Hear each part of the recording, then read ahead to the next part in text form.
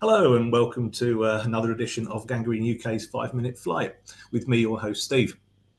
Today we're going to be talking about the situation involving Hassan Reddick, and joining me to do that we have John. Evening all. And we have Ant. How's it going? All right, gentlemen. So yeah, we've obviously got an issue with a player. Well, we thought we had a deal possibly in terms of what he was going to do, but that's not happened. I mean, there's always different people saying different things and reporters saying this and reporters saying that, so never quite sure what the actual truth is. But we are in the situation we're in. So, Ant, let's start with you. What do you think? I mean, I'm a bit meh about it all. Is Hassan Reddick a good player? Absolutely. Now, was I happy when we traded for him? Yeah. I mean, a conditional third rounder? Yeah, I'll take that all day long. Absolutely worth everything. It's a pretty fair deal this year. I think it's around about 15 million. The stories are where it all starts coming out. We don't know what's true. We don't know what's not. If the rumors that he agreed to a JFM type trade where he comes, he plays a couple of games. If he's playing well, we extend him mid-season, and then he's backed out on that. That's kind of making me think that he's looked at it and realized that he's going from 80% of the snaps to 40% of the snaps, and he's worried about his production. He is predominantly a 75+% player. His best year was 2020, and he played 80% of the snaps. That's when he got his 12.5 sacks. So we know he needs to be on the field to get his play. So I've got a feeling he's one of those players that he kind of needs that guarantee that he's going to be on the field, especially if he doesn't think we're going to extend him. Now, the rumors of what he's asking for, I mean, he's asking somewhere in the region of 25 to 30, I think, a year. That puts him up with the likes of like Josh Hines Allen, or Josh Allen as he's known, from the Jaguars, TJ Watt, Miles Garrett, Danielle Hunter. If anybody had him in fantasy last year, he put points up. All of them, their stats are considerably higher. I mean, I'm looking at where I would sit him.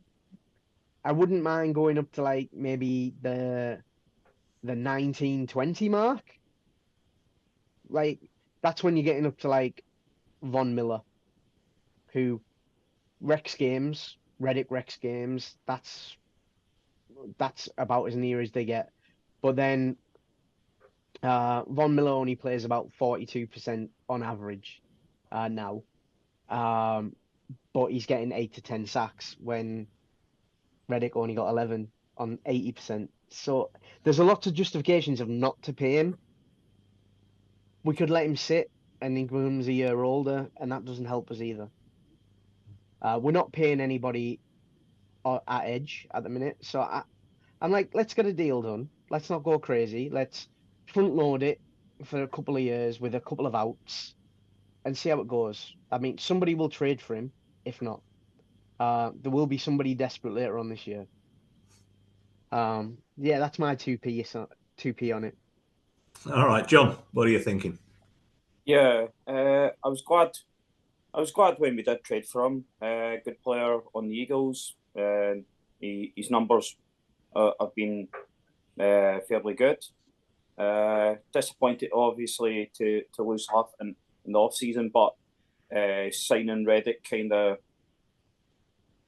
replaced that need.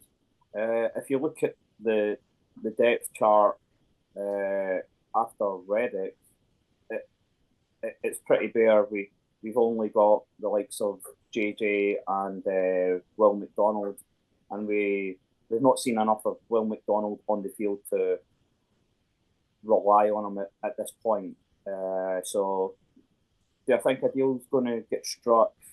Yeah, I think a deal will get struck.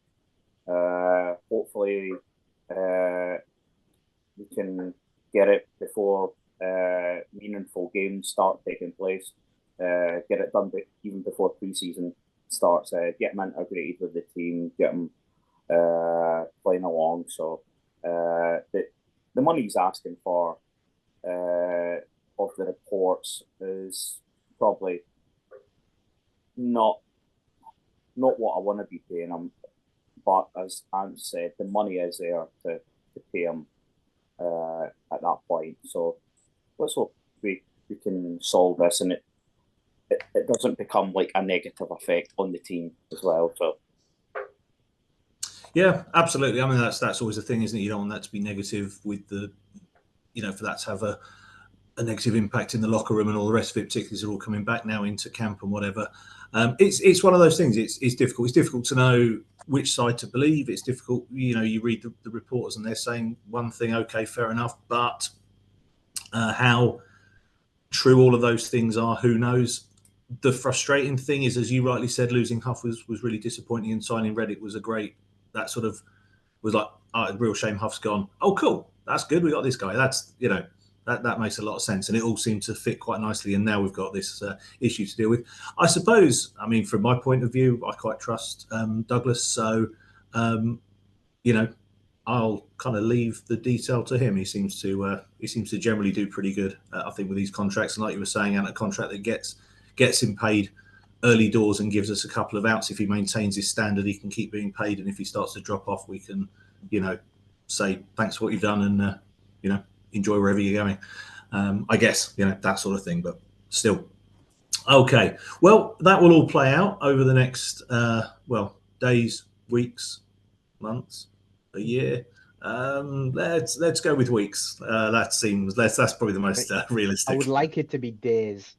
Yeah, of course, we all like it to be days, but let's face it. It's by this time next week, it's not going to get sorted. I wouldn't have thought. I mean, maybe I'll be wrong. I'll be very happy to be wrong on that, but no, I think weeks is more likely. But it strikes me it's the sort of thing. It doesn't do anybody any favors if he doesn't play next year, or it causes a problem. It doesn't do him any favors. Doesn't do us any favors. No one wins in that regard. So I think a deal gets done because it's bad news for both if we don't. It's bad news for his agent too because he won't get paid. So it's bad news for everyone if they don't do a deal. And I appreciate he's going to want as much as he can. JD's going to want to play as little as he can. That's always the game. You got to come up with a situation in a compromise where both sides are slightly unhappy, and then you make compromise. That's essentially what we need. So there we go. We'll leave it at that. Thanks very much for your comments today, Ant. Cheers. And thank you, John. Cheers, and we shall see you next time on Gangrene UK's 5 Minute Flight. Thank you.